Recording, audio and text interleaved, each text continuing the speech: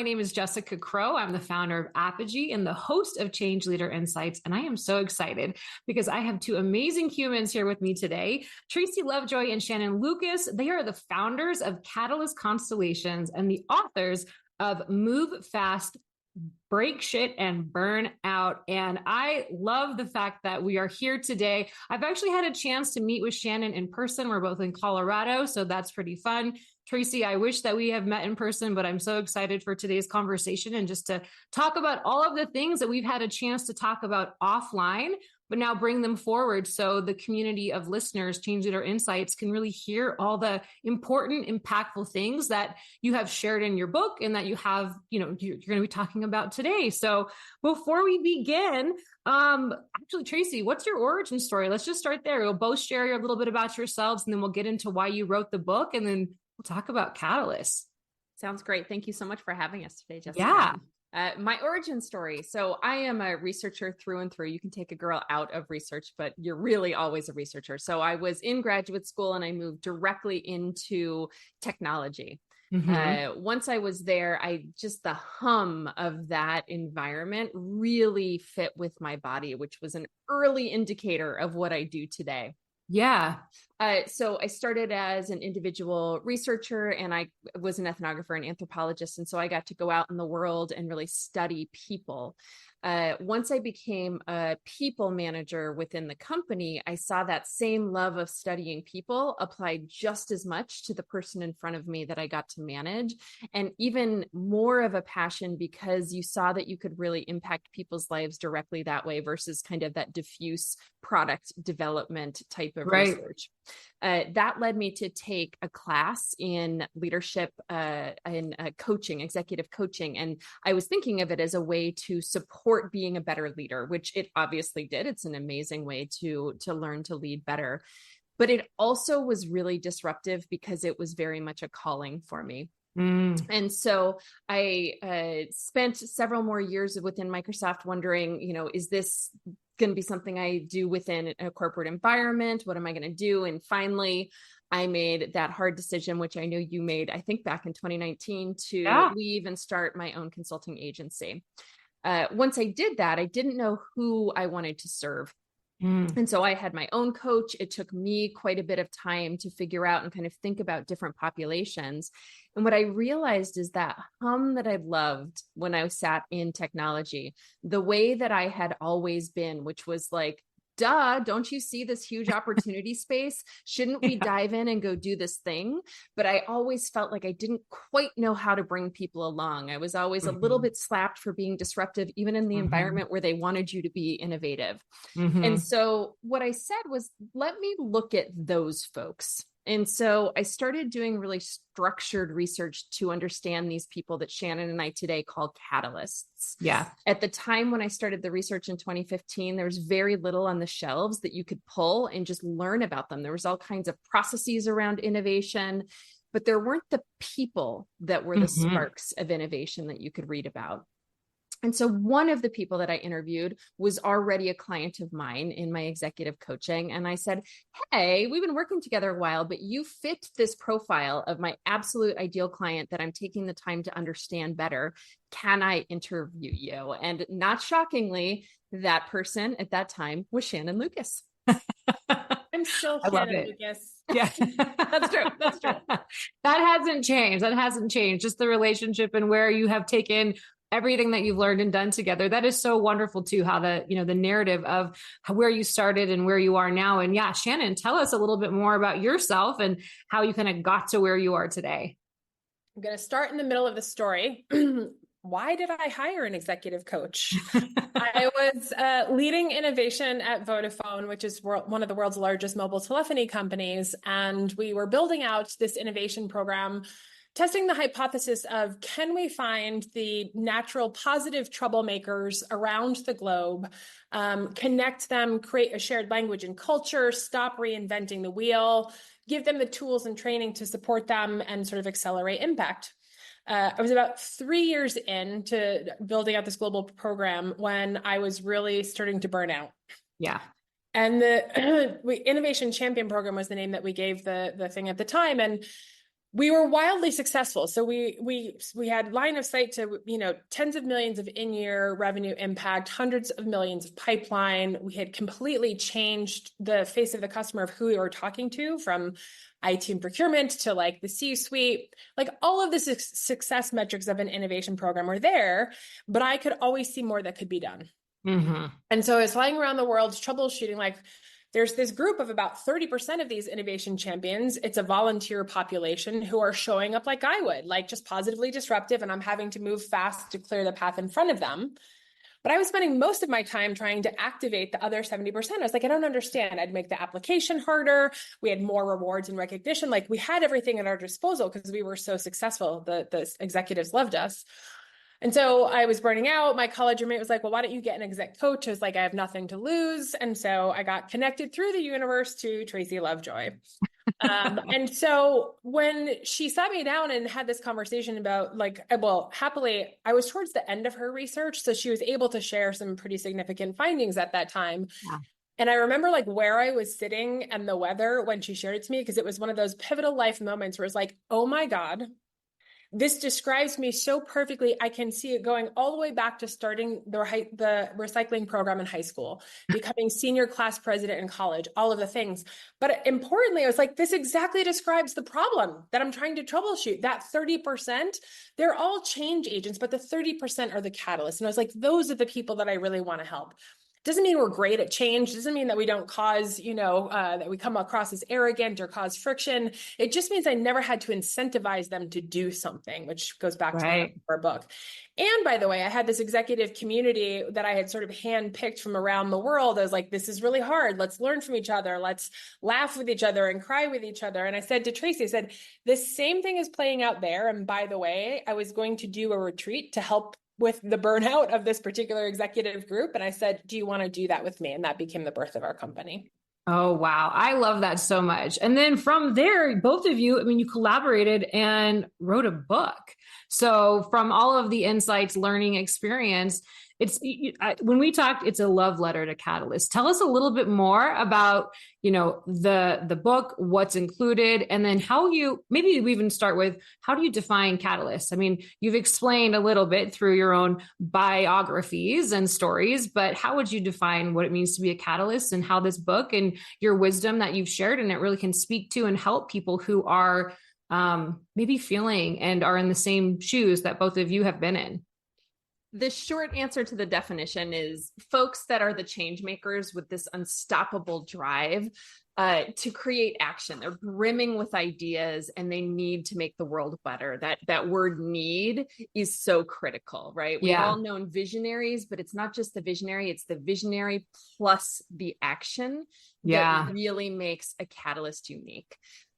From the research perspective, there are 5 key attributes plus a 6th thing that sit behind who we are as catalysts. And I'll be very curious to ask you in a second, Jessica, do you think you're a catalyst? So that's coming up next. So we piece together information really quickly. And so we can have those moments sitting in a meeting where we're like, that's insanely obvious. And then you feel a little crazy when people around you didn't kind of see the same thing. And so that information that we're pulling in comes together in just so many ideas and possibilities to make the world around us better. And we are inherently creating visions of this is what the destination will look like when we make the shift toward it. That just feels like breathing to us. And yet that's not how most people operate in the world. Yeah. Then often before we've articulated that vision, we're tripping into action to make that a reality. And so that's number 4. And then number 5 is once we're in motion, we have this experimentation mindset where we are iterating and learning as we move. And so that may mean the vision itself is shifting as you're learning, or the way that you're going to achieve that vision is shifting as you go. And this is a key place that we drive people insane. Insane. Like, yeah, we're awesome. And that drives people so nutty. Then that 6th thing is the way other people view us, is that they will describe catalysts as being really comfortable with ambiguity or comfortable taking risks, but a catalyst themselves may not experience that. They may not think what they're doing is risky because it seems so obvious to them, or they may not be comfortable with ambiguity. It's just like, well, I have to get through ambiguity to live the way that is my normal way of being. So it doesn't mean I like it. It's just, I do it.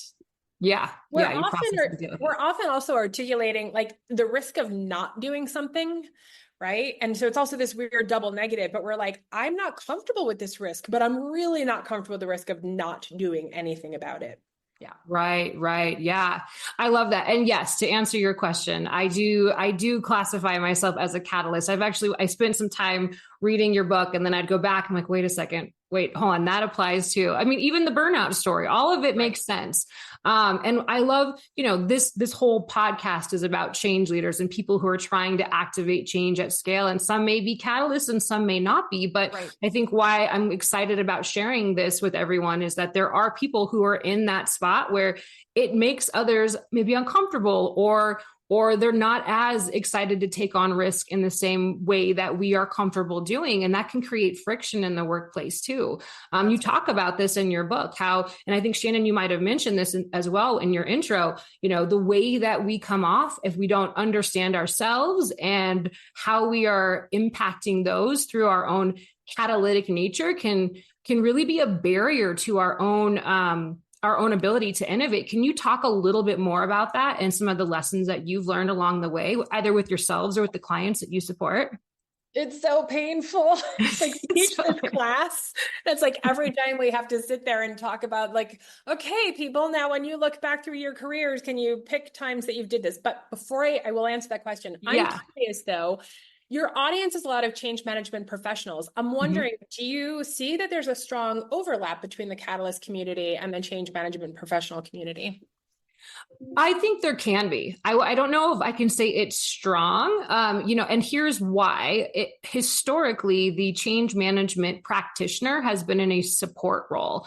They've been supporting and enabling and facilitating a change decision that's already been made. But I'm seeing more of that shift, and I'm seeing more leaders in general understand the value of developing change management skills and recognize that correlation. And it's usually, there are people who have change management skills and leadership roles and people that are not in leadership roles that don't have, obviously they don't have change management skills, but the point is that the change drivers, the change agents, it doesn't necessarily mean a change management practitioner is that person, but that's because of how the role has been historically structured. Yeah. I see that evolving. I see the change leader being a more strategic role and being brought into the decision-making.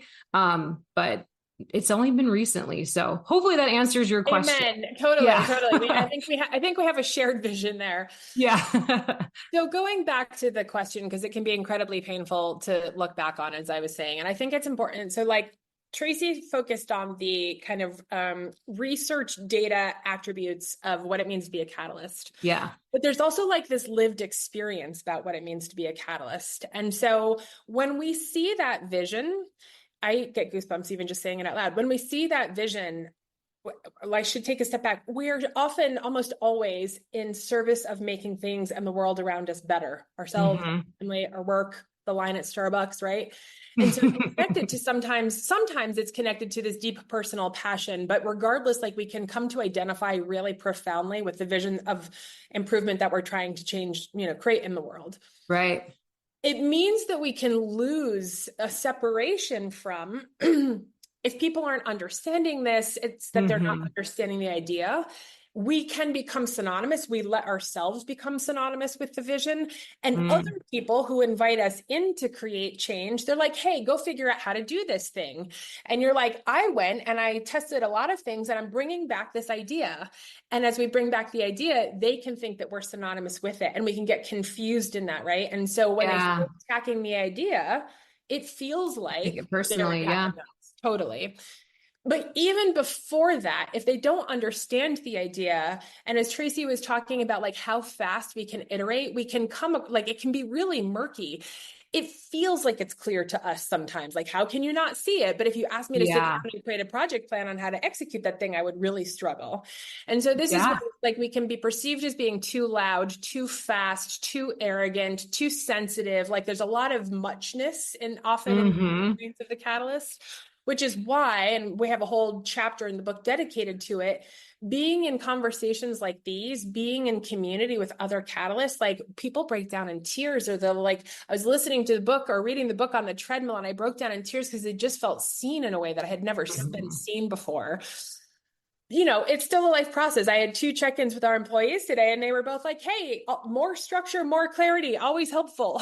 Right? I mean, it's like, you're like, what is that? Yeah. You're a visual learner. We need more visual project plans. So it's like, and this is why, like, building it into how the company operates, building into how you operate as a catalyst. That's why we created the class. And we're stoked to have you. And when people come to the class, we've had people come back 2nd and 3rd times even. Yeah.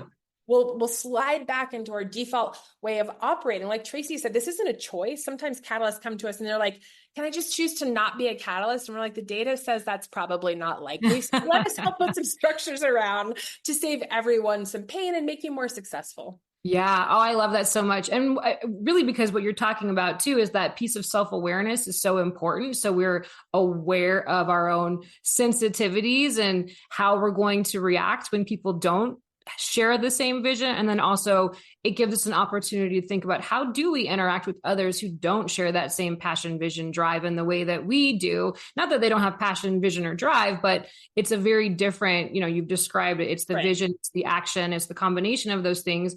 You know, I think about like a time when I met with the CEO of a company I was supporting, super conservative, visionary, but not necessarily catalytic. And all the things I was putting out there without having the data to prove, it was a hypothesis driven. Hey, I think based on this, and it's clear to me, it was a hard shutdown. So it gives what you're doing through your book and through your class, I'm, you know, which I am excited to be a part of, is helping us figure out how to engage and interact in a way to be more effective without that burnout piece or burning of the bridges that could probably happen along the way too.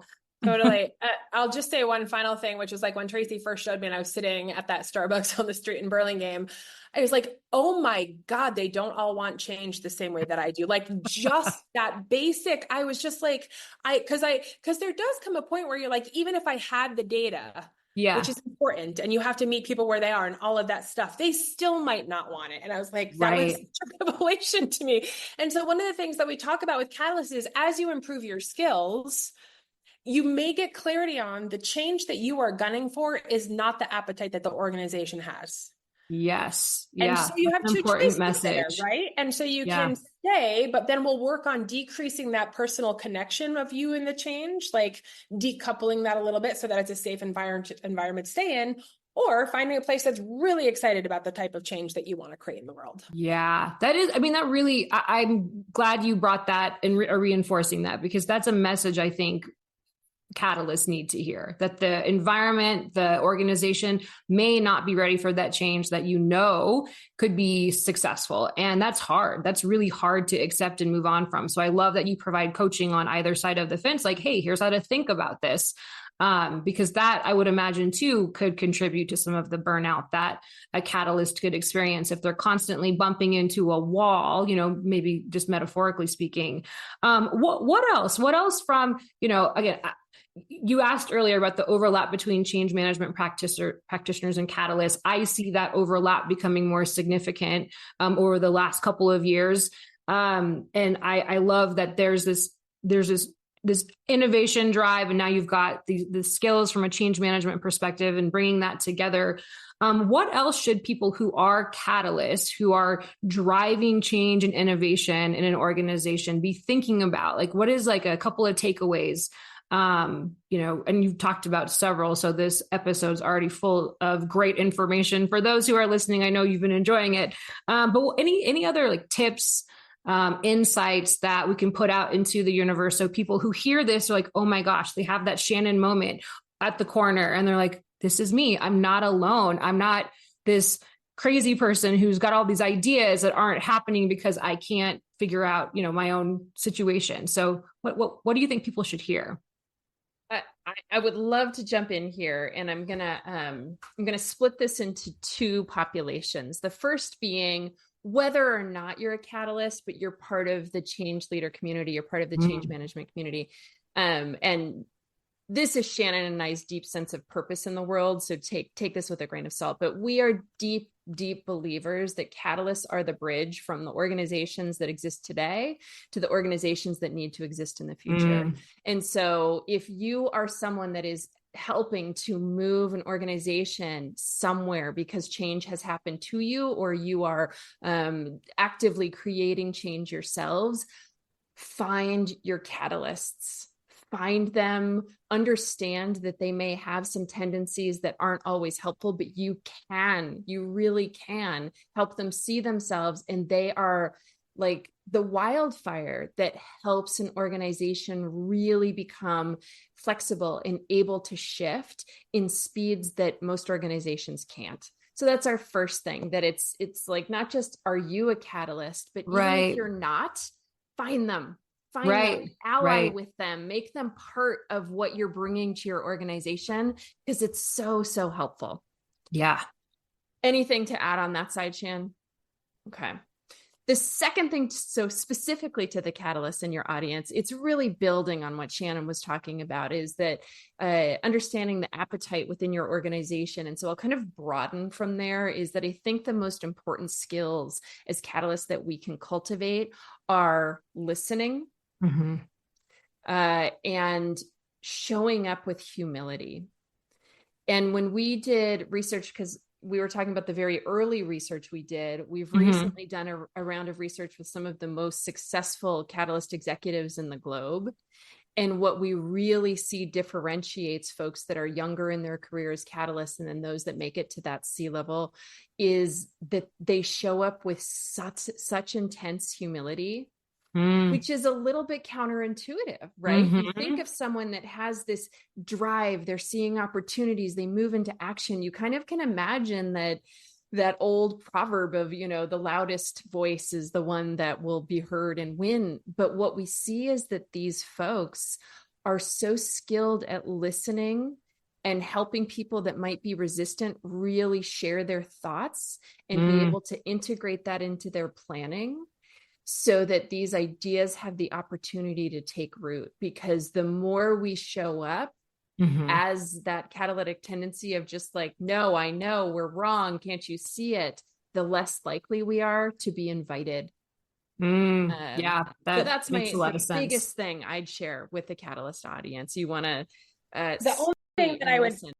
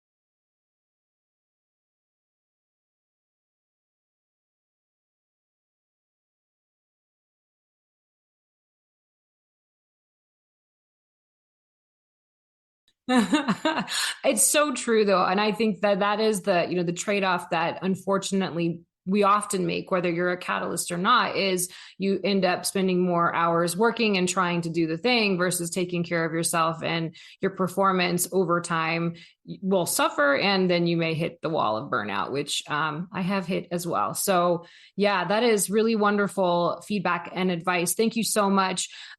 So how can people, get involved with the work that you're doing, learn from you? Tell us a little bit more about the programs that you offer and ways to get in touch. Yeah.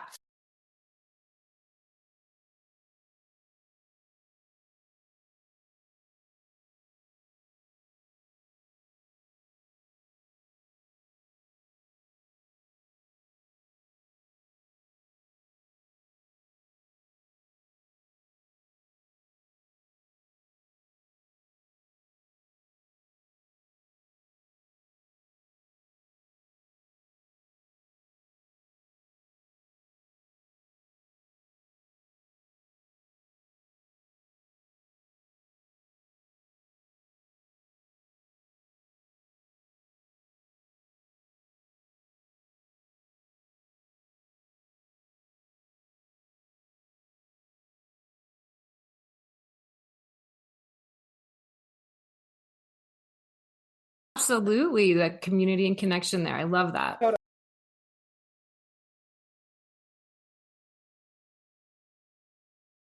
I would love that too. Tracey, anything to add to that?